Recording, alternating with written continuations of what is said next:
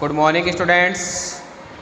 आज हम पढ़ेंगे class 11 maths chapter 5 complex number and quadratic equation about exercise 5.2 से रिलेटेड इंट्रोडक्शन। अपना टॉपिक है आज Argand plane in polar representation. अपने टॉपिक का नाम है Argand plane in polar representation. तो स्टूडेंट्स अपन को कॉम्प्लेक्स नंबर दिया हुआ आएगा और उस कॉम्प्लेक्स नंबर को अपन आर्गेंट प्लेन में कैसे रिप्रेजेंटेशन करते हैं। तो देखिए लेते हैं अपन कॉम्प्लेक्स नंबर। जैसे अपन मेरे पास कोई कॉम्प्लेक्स नंबर आ गया z इक्वल्स टू 2 + 3 आयोटा। अब मैं इसको अब जैसे ये x की वैल्यू 2 है, y की वैल्यू 3 है, लेकिन ये आयोटा लगा हुआ है, इसका मतलब ये इमेजिनरी पार्ट है और ये रियल पार्ट है। तो मैं आर्गेंट प्लेन में आपको बताता हूँ, ये अपना आर्गेंट प्लेन है स्टूडेंट्स। आर्गेंट प्लेन है ये आर्गेंट प्लेन है अपना। ये ओरिजिन पॉइंट 0 है, ये अपना एक्स एक्सिस है। तो इसको कॉम्प्लेक्स नंबर में इसको बोलेंगे अपन रियल एक्सिस। कौन सा एक्सिस बोलेंगे इसको? रियल एक्सिस बोल देंगे।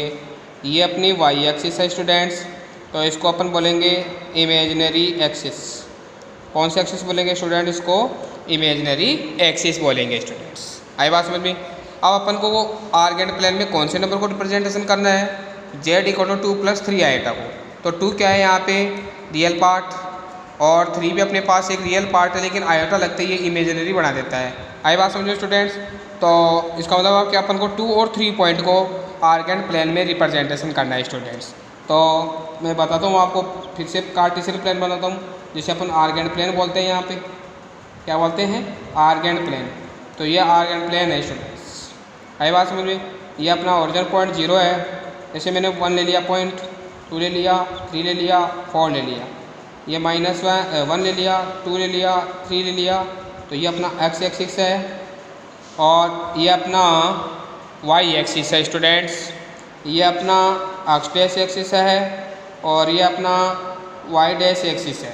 अब मेरे को कौन से पॉइंट को डिनोट करना है प्लेन में? 2,3 पॉइंट को। कौन से पॉइंट को? 2,3 पॉइंट को मेरे को प्लेन में रिप्रेजेंटेशन करना है स्टूडेंट्स। x की वैल्यू तो है मेरे पास 2 और y की वैल्यू है मेरे पास 3। तो ये लो 2 और 3 के सामने, तो ये हो गया आर्गेंट प्लेन में। हो गया स्टूडेंट्स। ऐसे मान लो -2 और 3 होता, तो ये -1 -2 -3 -4 हो गया। तो मैं z इसको क्या लिखता? -2 + 3 आयोटा लिखता। तो पॉइंट हो गया मेरे पास -2,3। तो ये x की वैल्यू -2, y की वैल्यू 3। तो ये second Cartesian plane second quadrant में ये ऐसे डिनोट हो जाएगा आर्गेंट प्लेन। अब मेरे पास z की वैल्यू है -2 -3 आयोटा। तो -1 -2 -3 -4 है। तो x की वैल्यू -2 और y की वैल्यू -3 है। मैं इसको यहाँ रिप्रेजेंटेशन कर दूँगा स्टूडेंट्स। अब आगे है अपने पास 2, -3, तो मैं इसको यहाँ रिप्रेजेंटेशन कर दूँगा। तो ये अपने पास आगे -2,3 पॉइंट्स, ये आगे अपने पास -2, -3, या आगे 2, -3। तो स्टूडेंट्स अपन को कॉम्प्लेक्स नंबर दिया हुआ है और उसको अपन आर्गेंट प्लेन में कैसे शो कर सकते हैं। तो ये मैंने आपको इस टाइप से शो करके बता दिया है कि कौन सी एक्सिस इमेजिनरी होती है, कौन सी एक्सिस अपनी रियल होती है। आई बात समझ में? अब चलते हैं अपन अपने पोलर रिप्रेजेंटेशन में। तो पोलर रिप्रेजेंटेशन में कैसे चलते हैं, देखो कैसे बनाते हैं अपना पोलर रिप्रेजेंटेशन करना कैसे बताते। देखो आप देखिए पोलर रिप्रेजेंटेशन। तो कॉम्प्लेक्स नंबर को अपन क्या लिखते हैं? z equal to x + iota y। तो देखिए स्टूडेंट्स, अब करते हैं अपन पोलर रिप्रेजेंटेशन। देखिए लिखते हैं polar representation. Polar representation Hindi में ना इसका ध्रुवीय निरूपण स्टूडेंट्स। तो पोलर रिप्रेजेंटेशन करते हैं। तो स्टूडेंट्स मैं आपको पहले बता देता हूँ पोलर रिप्रेजेंटेशन का। पहले मैं आपको फॉर्मूला बताऊँगा। फॉर्मूला क्या होता है? z इक्वल टू लिखता हूँ मैं कॉम्प्लेक्स नंबर को x + आयोटा y। अब स्टूडेंट्स अपने पास पोलर रिप्रेजेंटेशन का फॉर्मूला होता है z equal to r cos theta + iota sin theta. ये अपने पास पोलर रिप्रेजेंटेशन का फॉर्मूला है स्टूडेंट्स। अब देखिए इसको प्लेन में कैसे शो करेंगे स्टूडेंट्स। देखिए ये अपना कार्टेशियन प्लेन है जिसे अपन यहाँ पे कॉम्प्लेक्स नंबर में आर्गेंट प्लेन बोलेंगे। ये अपना आर्गेंट प्लेन है स्टूडेंट्स। देखिए ये अपनी एक्स एक्सिस है, ये अपनी वाई एक्सिस है, ये अपनी एक्स डैश एक्सिस है और ये अपनी वाई डैश एक्सिस है स्टूडेंट्स। अब ये देखिए स्टूडेंट्स ये अपना ओरिजिन पॉइंट 0 है स्टूडेंट्स। अब मैं देखना अपने एक्स एक्सिस पे मैं 0 अपना जो एक्स एक्सिस है वो यहाँ से लेकर यहाँ तक जो डिस्टेंस तय करती है वो एक्स मान लो यहाँ पे। तो ये एक्स यूनिट डिस्टेंस पे डिस्टेंस तय करता है और ये अपनी जो वाई एक्सिस है ये वाई यूनिट डिस्टेंस तय करती है अपनी। तो ये वाई यूनिट डिस्टेंस हो गई स्टूडेंट्स। तो ये अपनी वाई एक्सिस है, वाई यूनिट डिस्टेंस हो गई यानी वाई यूनिट लिखा मैंने, इसको लिखा मैंने एक्स यूनिट हो गया। अब स्टूडेंट्स अब ये इन दोनों पॉइंटों का ये दोनों एक्स और वाई मिलकर कौन सा पॉइंट का निर्माण करते हैं अपने पास, एक्स वाई कोऑर्डिनेट का निर्माण करते हैं। तो अब ये जो लाइन होती है ये कौन से पॉइंट से पास होगी स्टूडेंट्स, ओरिजिन पॉइंट से पास होगी।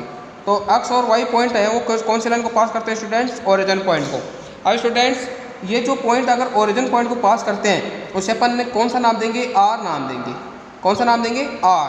अब अपन डिस्टेंस फार्मूला लगाएंगे और डिस्टेंस फार्मूला क्या होता है students, under x square x2 minus x1 का whole square plus y2 minus y1 का होल स्क्वायर। तो अपने पास क्या आएगा, ये x square plus y square आएगा स्टूडेंट्स। देखिए स्टूडेंट्स तो ये डिस्टेंस से आ जाएगा अपने पास। तो मैं डिस्टेंस निकालूंगा, डिस्टेंस 0,0 एंड x, y। तो डिस्टेंस को अपन इन दोनों पॉइंट से मिलकर डिस्टेंस क्या निकलती है, r निकलती है स्टूडेंट। तो क्या है अपने पास x माइनस 0 का whole square plus y minus 0 का होल स्क्वायर। तो r equal to under x square plus y square आ गया स्टूडेंट्स। अब ये जो अपने पास r निकली है अपन इसको पोलर रिप्रेजेंटेशन में इसको नाम देंगे मॉड्यूलस। तो मॉड्यूलस जिसे अपन मोड z, ये मोड का साइन है students, mod z equal to r equal to under x square plus y square. तो मॉड्यूलस निकालने का फॉर्मूला क्या हो गया स्टूडेंट्स अपने पास, मॉड्यूलस निकालने का फॉर्मूला हो गया अपने पास mod of z equals to r equals to under x square plus y square. तो स्टूडेंट्स मैं आपको फिर से बता रहा हूँ कि पोलर रिप्रेजेंटेशन निकालने के लिए अपन को सबसे फर्स्ट अपन को मॉड्यूलस निकाल लेंगे, फिर उसके बाद में आर्ग्यूमेंट और उसके बाद में पोलर रिप्रेजेंटेशन। अब स्टूडेंट्स मैं आपको आर्ग्यूमेंट निकाल के बताता हूँ, मॉड्यूलस निकाल के बता दिया मैंने। अब निकालेंगे स्टूडेंट्स अपन मॉड्यूलस यानी आर्ग्यूमेंट निकालेंगे। आर्ग्यूमेंट क्या होता है अपने पास, थीटा। तो एक तो निकला इससे और इससे निकलेगा, इस साइड से।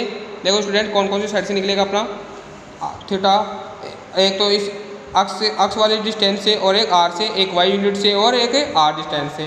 तो सबसे फर्स्ट देखते हैं, देखिए अब ये बेस है और ये बेस है और ये हाइपोटेनस है स्टूडेंट। तो आर्ग्यूमेंट निकालने के लिए करते हैं अपन आर्ग्यूमेंट जिसे अपन थीटा बोलते हैं। अब आर्ग्यूमेंट कैसे निकलता है स्टूडेंट्स, देखिए स्टूडेंट्स आर्ग्यूमेंट पहले अपन एक्स की वैल्यू और वाई की वैल्यू निकालते हैं स्टूडेंट्स यहाँ से। तो आर्ग्यूमेंट एक्स की वैल्यू वाई की वैल्यू निकालने के लिए देखिए कैसे निकलेगा, ये अपना बेस है और ये अपना हाइपोटेनस है।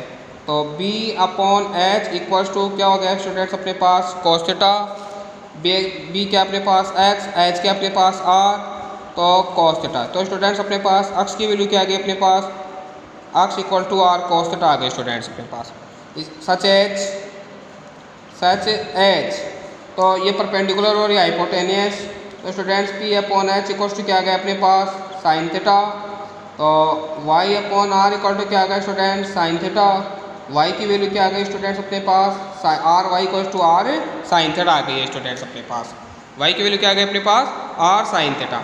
अब अपन को निकालना क्या है आर्ग्यूमेंट। तो इक्वेशन आर साइन थीटा में आर कोस थीटा का डिवाइड देंगे स्टूडेंट्स। तो देखिए स्टूडेंट्स कैसे निकलेगा, देखना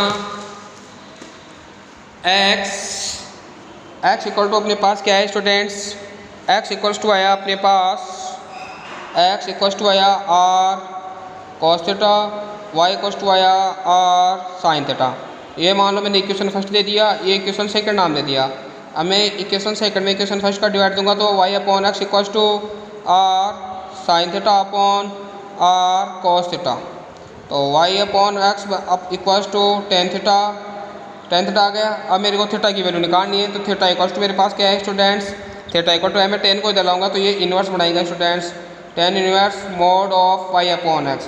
तो स्टूडेंट्स ये आर्ग्यूमेंट निकालने का फॉर्मूला ये है अपने पास। तो क्या है, theta equal to tan inverse mod y upon x.